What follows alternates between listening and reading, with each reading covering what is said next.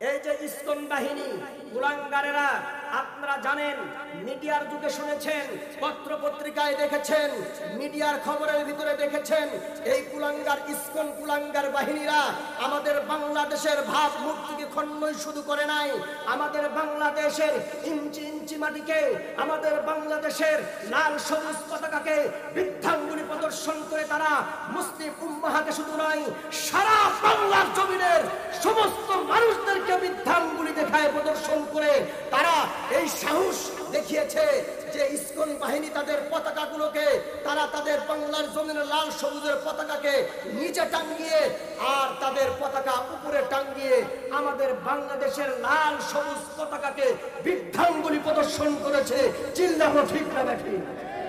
কথা ঠিক না? ও ইসকন কুলাঙ্গারেরা, তোমরা আমার বাংলার জমিনের, আমাদের প্রাণ, আমাদের হৃদয়ের স্পন্দনের উপরে তোমরা হাত দিয়েছো। ও ইসকনেরা, তোমাদেরকে আমরা হুঁশিয়ার সাবধান করে দিতে চাই।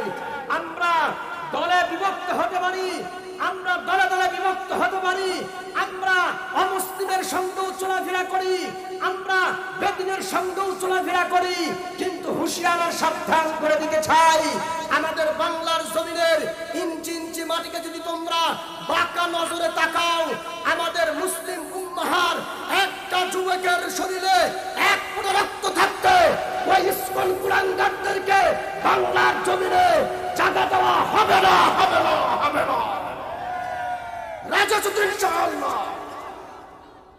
মুআজ্জাজ হাজরিন, আমি আপনাদেরকে স্মরণ করিয়ে দিতে চাই, এই ইসকন কুলাঙ্গার বাহিনীরা আমাদের বাংলার লাল সবুজ পতাকাকে বৃদ্ধাঙ্গুলি প্রদর্শন করে তারা তাদের দাদা বাবুদেরকে, তারা তাদের প্রভুদেরকে, তারা তাদের উপাসনা যাদের করে সেই উপাসনালয় নেতাদেরকে খুশি করতে চেয়েছিল। কথা ঠিক না?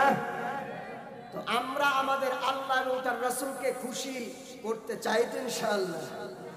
এই খুশি করতে চান তো ইনশাআল্লাহ?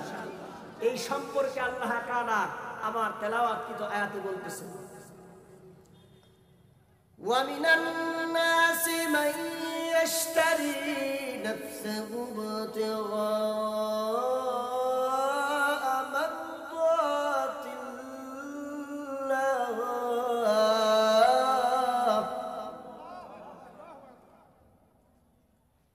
দুনিয়ার ইমানদার বান্দা বান্দি তোমরা যারা আছো, আল্লাহ রাব্বুল আলামিন বলেন, রে বান্দা, মানুষদের মধ্যে কিছু সংখ্যক মানুষ আছে, তারা আমি মাওলাকে রাজি আর খুশি করার জন্য জানকেও বাজি রাখে, মালকেও বাজি রাখে। তারা আমি আল্লাহর রেজায়ে মাওলা করার লক্ষ্যে, রেজায়ে নবী করার লক্ষ্যে তারা অন্তিম সীমা পর্যন্ত নিজের জানকেও বাজি রাখতে কুণ্ঠাবোধ করে না।